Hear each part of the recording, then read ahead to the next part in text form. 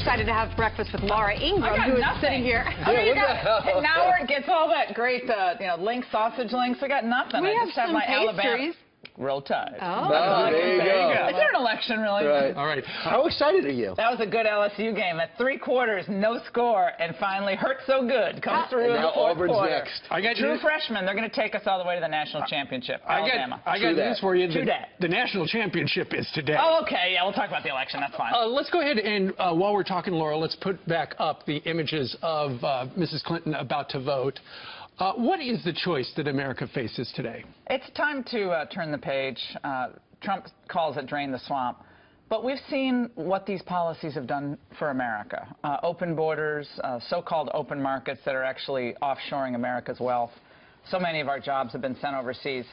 This has become an election mired in personality, and he said this 11 years ago, and her private email server. But in the end, it's about the vision for America that you want. Do you want a growing economy where America is on the rise and our adversaries are back on their heels?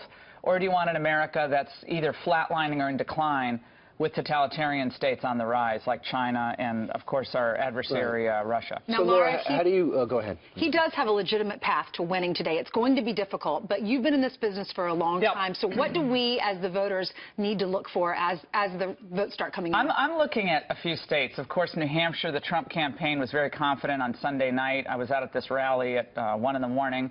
Brought my daughter, 11 years old. We saw, thousands and thousands of people standing out in the freezing cold. New Hampshire and Pennsylvania are two states I'm really looking at. I think Nevada, I don't believe that Nevada is lost for Trump. I think a lot of this narrative that we've heard over the last 3 or 4 days especially has been a narrative that hasn't taken into account not only the momentum that we've seen building for Trump, but also the people who do feel like they've been forgotten and actually haven't voted. I had so many people calling into radio, and Brian, I know you do as well, said, I'm 60 years old or I'm 40 years old. I've never voted. Right. I was actually shocked. I heard that before, but I didn't really believe it until the calls started coming in. They hadn't ever voted. And finally, a Republican comes along who says, I'm actually representing your interests. Speaking of somebody who just voted, Hillary Clinton just finished filling out her ballot. She's about to hand it over to the election What difference does it make? Right. At this point, anyway. Laura, one other thing regarding early voting, particularly with Nevada, what people have been talking about is more Democrats requested ballots than Republicans, or the get out the vote thing. But that does not take into consideration the number of Democrats who are going to vote for Trump. Well, we had some union guy who is a lifelong Democrat out in a diner this morning, works for Verizon. He said, I'm going to vote for Trump because the choice is clear. Well, they also don't take into account the uptick in day of voting by white working class voters who feel like the Republican Party previously wasn't really speaking to them and wasn't really offering changes in policy that would advance their interests. People want to think that there's someone on their side. So whatever, Trump had plenty of self-inflicted wounds along the way. I think you kind of heard that wistfulness in his voice on your show earlier.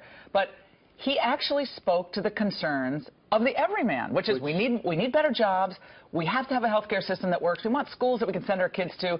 He spoke for them, and that was refreshing in politics. So whatever happens today, he's held up the mirror to the failures of the establishment. Which is so bizarre because we're not going to look back and analyze because it's about today. Sure.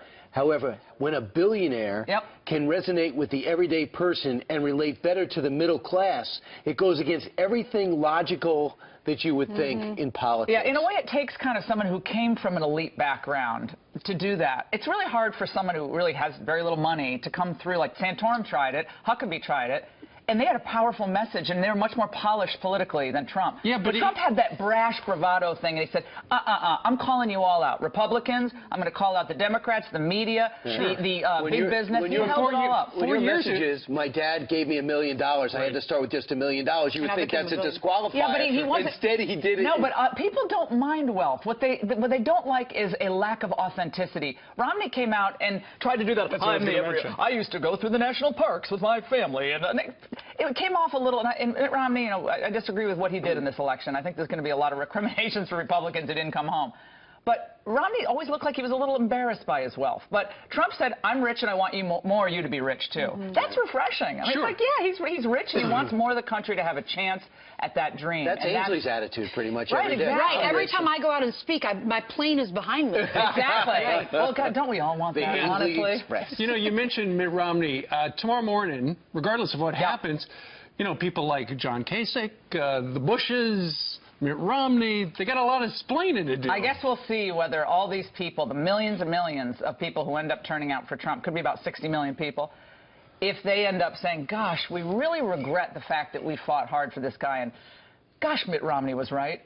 I don't think that's going to happen. Somehow, it didn't happen with Goldwater in '64. That movement continued. Yeah. There is a movement that's going to continue, win or lose for Trump, that is going to be a powerful movement for America. It's going to be an America-centered party that believes in a national defense, strong national defense, borders, and trade deals that work for the average working person.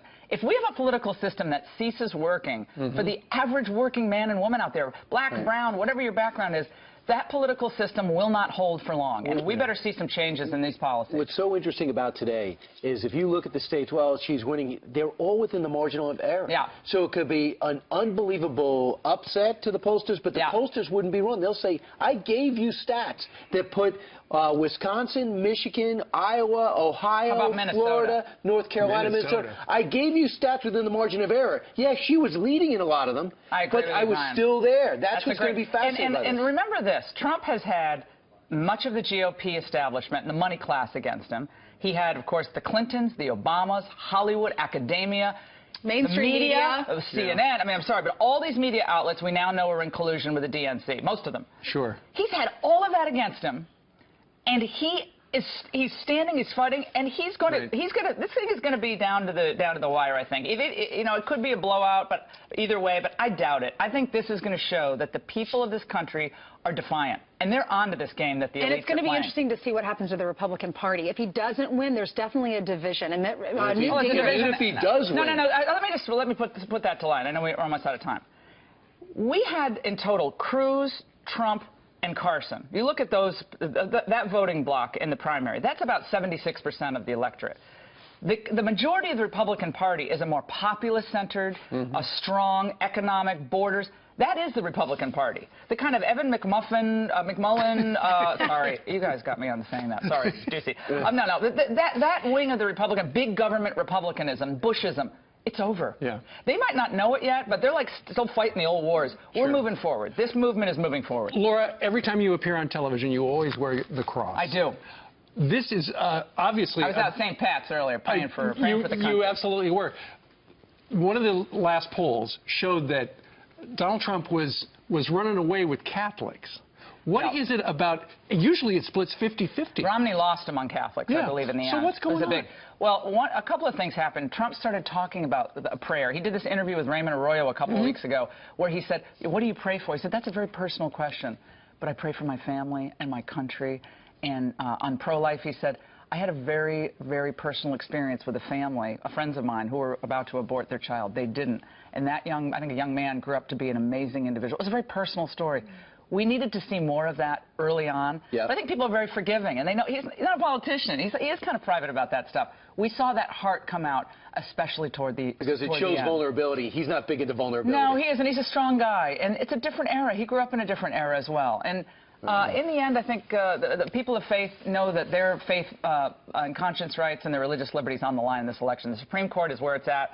So Catholics are coming home, I think, to that candidate. All right. Laura, thank you very much. Great to see you. It's been a good ride this last 18 months. Good to see you, and thanks so much for helping us through it.